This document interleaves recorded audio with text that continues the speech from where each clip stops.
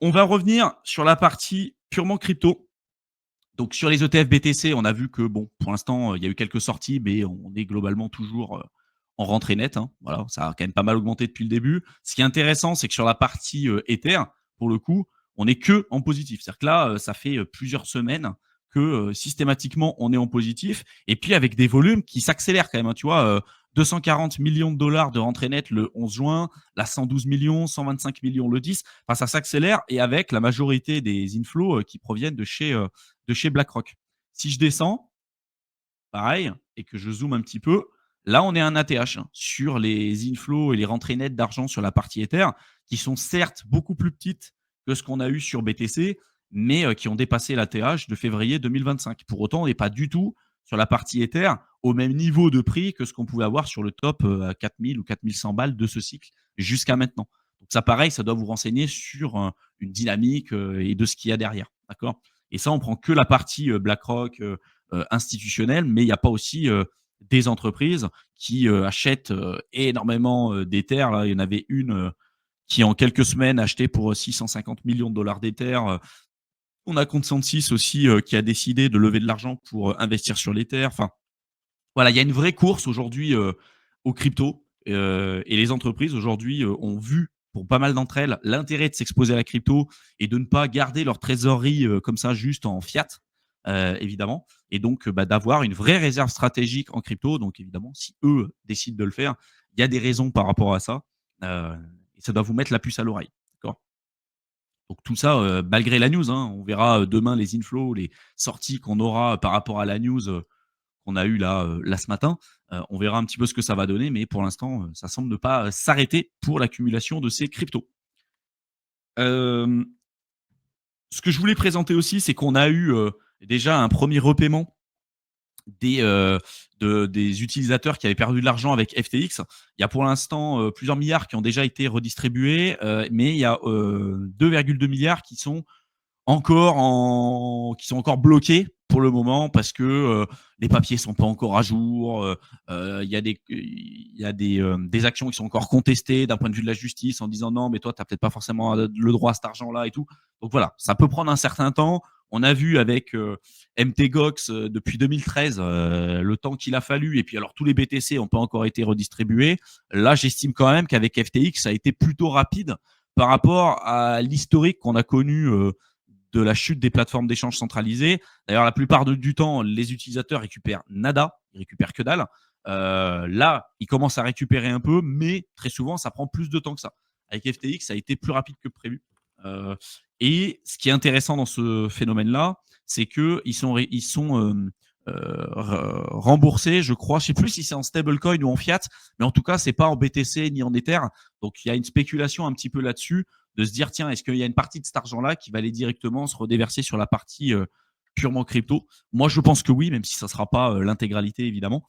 Donc, ça peut être une puissance acheteuse qui n'était pas là jusqu'à présent, vu qu'ils sont payés en stablecoin ou en euros ou en dollars. Est-ce que tu veux rebondir sur ça, Théo? Non, bon, on a pas mal parlé, donc là, ils commencent à rembourser. Je pense que la plupart ont commencé à recevoir déjà des fonds. Donc, à voir. C'était la grande inconnue. Est-ce qu'ils vont rester en crypto? Est-ce qu'ils vont pas rester en crypto en sachant qu'ils sont remboursés au prix de quand ça a pété, donc en novembre 2022, il me semble, ou même un peu avant. Donc, très clairement, les prix n'étaient pas aussi élevés.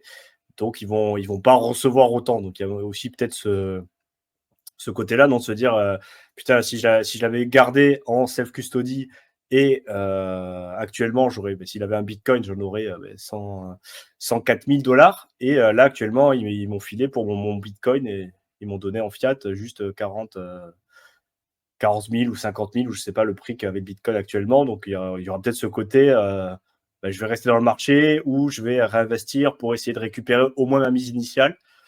Peut-être pour certains, ça va être ça. Il y en a d'autres qui vont se dire plus jamais la crypto, je market dump dès que je reçois. Et il y en a d'autres qui vont se dire ok, c'est du bonus, je vais aller jouer un petit peu et voir comment ça se passe. Donc il y aura un peu tous les scénarios possibles et à voir comment ça évolue. Au niveau de l'analyse technique, je ne vais pas refaire ce que je vous ai présenté mercredi, hein. Vous y jetterez un coup d'œil si vous voulez avoir un peu plus de détails là-dessus. J'ai pas mal de questions en ce moment en se disant, tiens, les alts, jusqu'où ils pourraient potentiellement descendre. On voit que la dominance du Bitcoin, elle est toujours ultra bullish, hein, d'accord. Pas de raison de penser que là, on va partir en bear sur cette dominance du BTC et du coup potentiellement en alt-season, hein. Sur le court terme, il n'y a aucun signe énonciateur par rapport à ça.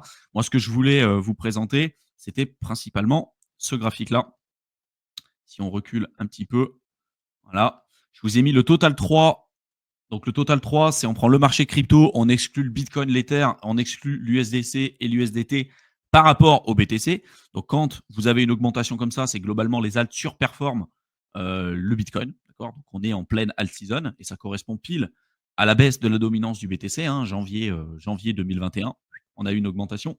Par contre, regardez les niveaux à travers lesquels on est descendu sur les alts par rapport au BTC pour ensuite partir en bull run. Là, vu on n'a pas eu la fin du quantitative tightening tôt dans le cycle, comme ce qu'on avait pu avoir, par exemple, sur 2019. Sur 2019, le quantitative tightening, regardez, il s'est arrêté ici, hein.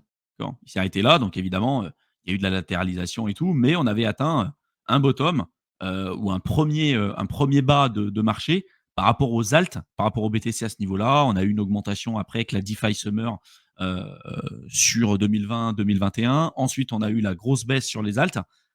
Et ensuite, on est reparti en alt-season. Mais on est parti tôt et on a suivi ces cycles-là parce que ça suivait avant tout les politiques monétaires et les injections de liquidités. Là, aujourd'hui, on est toujours en quantitative tightening. Et donc, au lieu d'avoir une mort rapide des alts avec une capitulation très rapide et ensuite partir en alt-season, là, on a eu depuis 4 ans une mort lente et douloureuse parce que l'une des raisons pour lesquelles on a eu ça, c'est parce que, regardez, hein, on est toujours en restriction de liquidité, principalement aux États-Unis, hein. Là, c'est surtout aux États-Unis. Au niveau mondial, on a déjà commencé à mettre en place la planche à billets, mais force est de constater, c'est pas ça qui va faire qu'immédiatement vous allez avoir une alt-season. Et du coup, si on zoome un petit peu et si on regarde par rapport au passé, il y a un seuil historique que j'ai mis ici, hein, qui pour moi, un seuil important à surveiller, qui pour moi doit être visionné de près pour savoir, tiens, si on a potentiellement un risque d'aller le toucher ou non. Et pour moi, le scénario le plus probable pour les alts, et on verra ce qui va se passer après, hein, c'est qu'on vienne toucher cette borne. Donc peut-être encore une sous-performance des alts de 13 jusqu'à 15% par rapport au BTC. Ça ne veut pas dire que vous ne pouvez pas avoir des performances en dollars ou en euros, mais en tout cas, une continuation de la sous-performance des alts par rapport au BTC pour aller toucher le seuil historique. Et après, on voit. Est-ce que ça va faire comme ici, où ça va toucher plus bas, parce qu'il y a un black swan, parce qu'il y a une mauvaise news d'un point de vue macro et tout, et après, on part en alt season? Ou est-ce que 2025, c'est ce que j'ai dit mercredi, est-ce que 2025, ça sera une année de consolidation où il ne se passera pas grand-chose, et 2026, potentiellement une alt season? Ou alors, comme le cycle de 2017, où globalement, il ne se passe pas grand-chose pendant un certain nombre de temps, et c'est pendant 3-4 mois sur la fin d'année où ça explose à la hausse. Mais pendant tout le reste du cycle, il ne se passe pas grand-chose. Voilà.